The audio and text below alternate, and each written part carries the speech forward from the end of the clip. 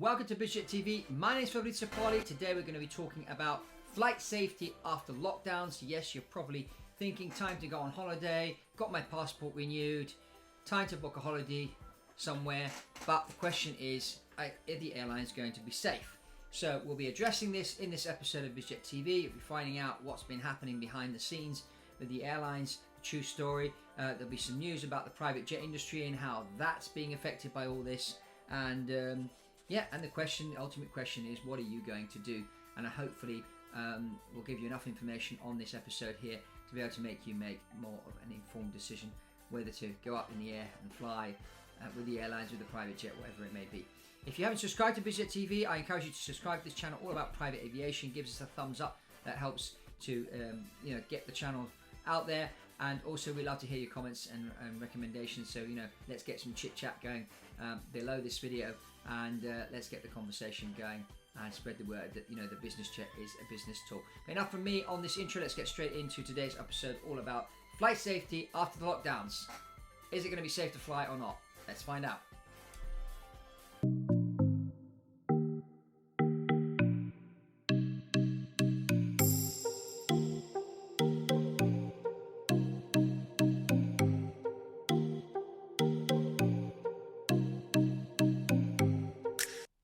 So as the lockdowns are ending around the world and quarantines are lifting, lots of people are starting to think about booking a holiday and getting on an airplane and going somewhere nice to lay on a beach or go play golf or whatever it is they love doing when they have their holiday or vacation, as you call it, in the United States.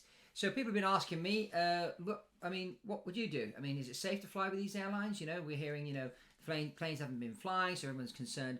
Are these airplanes, after sitting on the ground for months on end, are they going to be safe to go up in the air? And are the pilots going to be, trained in order to go back flying?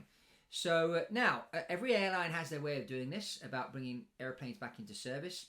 So the maintenance side of things, some airlines have kept airplanes flying. They take them up every so many weeks. Some airlines have kept pilots trained up in the simulator. They let them go in the simulator every few weeks to practice some maneuvers. But some airlines are just kind of sitting back and laid a few people off. Just rehired a few people, and so consequently what's happening is that the few people that have been rehired are flying a lot, and things happen. So there is a company in the UK, it's an organisation more than a company, it's called CHIRP, and CHIRP stands for Confidential Human Factors Incident Reporting. And what it basically is, it allows a pilot, if something strange happens on the flight deck or an incident happens that they're not happy with, they can anonymously report this to CHIRP, and CHIRP publishes these incidents every single month. You can subscribe to their newsletter and they'll send it out to you. You can read it also online. You can click on the link below and you can see what's happening. And you get all sorts of reports from engineers to flight attendants to pilots, and you read some interesting stuff. And it kind of tells you what really is going on out there. And one of the worrying things that I came across just recently in doing a bit of an investigation to sort of see, what are the core facts here, what's actually happening. Well, there's been an increase in go-arounds. Now, go-around is when an airplane comes down to land and then the pilot decides to not land, but go back up again, and that's called a go-around. There's been an increase in go-arounds, but above all, there's been an increase in unstable approaches. And I have done a video on unstable approaches before. You can click on the link above. You can find out all about that. And the unstable approaches before lockdown was about 13 to 14 unstable approaches every 1,000 flights. Well, last year, May 2020, they measured that. It was 35 out of 1,000 flights. So that number's almost doubled.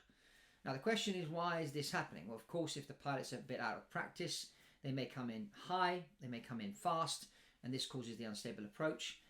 Some try and put the airplane down, and that can cause a problem. Or some realise that they have to go around, which also, can delay the flight and cost the airline some money. So it's a bit of a situation there.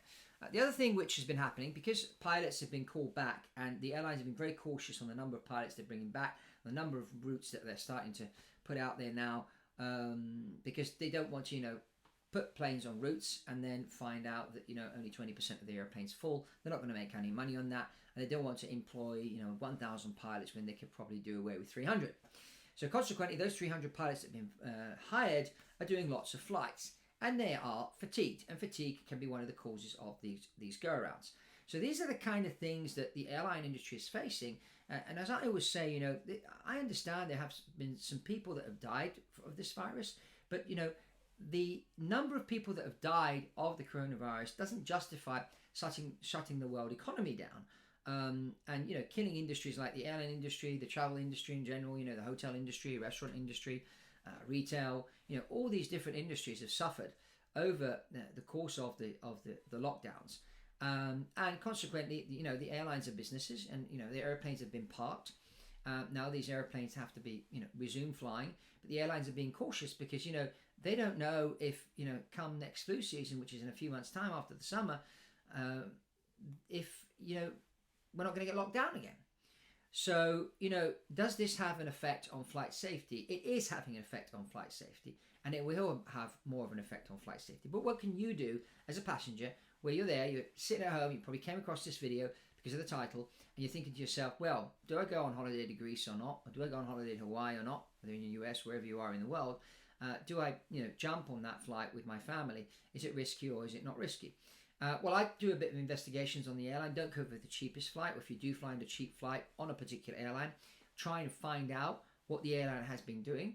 I mean, how many airplanes have they put back into service? How have those airplanes been put back into service? And also, the pilots, what kind of training have they had? Does that airline own their own simulators? If the airline owns their own flight training center, then obviously training is cheaper. So the pilots will have access to simulators more than some smaller airlines where they have to send their pilots to somebody else's training school to be trained. So they're outsourcing that. So these are all factors which I would certainly read into.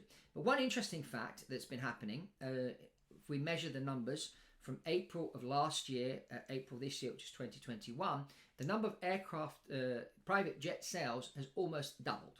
So more and more people are deciding to jump off the fence and finally buy the private jet. You've heard me say the famous number, 3.5% of the ultra high net worth individuals in the world, which are people that are worth over $30 million, actually do own a private jet. Now that number is really small.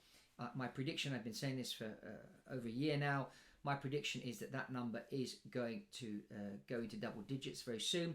We already see that the number of transactions that's happening now has doubled. I'm certainly getting more requests. We're doing more business than we were doing last year and the year before. And we've got a lot of pipeline of people that we've been talking to for a number of months that are now finally jumping off the fence, putting money down to buy aircraft. So this is kind of what's happening right now. And the advantage of having your own aircraft, of course, is if your pilots haven't been flying much, you can send them to the simulator, schedule them to do more training, let them take the airplane up for a spin, for a few circuits and things like that, to make sure that the airplane is moving. That landing gear's coming down and up, flaps are coming in and out. Those engines are being spooled up, and the pilots are getting some practice on the airplane. These are all important things. Airplanes are built to be in the air, not sitting in a hangar on the ground. So you need to keep those airplanes flying. And if you own your own airplane, you can do that. You control your airplane. And so, if you do have your own airplane and you do end up in a lockdown situation again, remember, make sure that airplane gets in the air every couple of weeks, even for like half an hour to an hour. It's really, really important. Because flight safety is key. I mean, this is a plane, it's not a car. If something goes wrong at 35,000 feet, you can't just park on the side of a cloud. So it's really, really important. So that's really my take on on this whole thing of flying. Is flying going to be safe? I'd like to hear from you. What do you think? Do you think flying now in the next few months, as you come out of the lockdowns and the quarantines, is it going to be safe? What suggestions, recommendations would you have? And any suggestions, recommendations for future videos here on BizJet TV. If you haven't been on this channel before, I encourage you to subscribe to this channel. Give us a thumbs up. That's all from Fabrizio on BizJet TV, and I'll see you on the next one.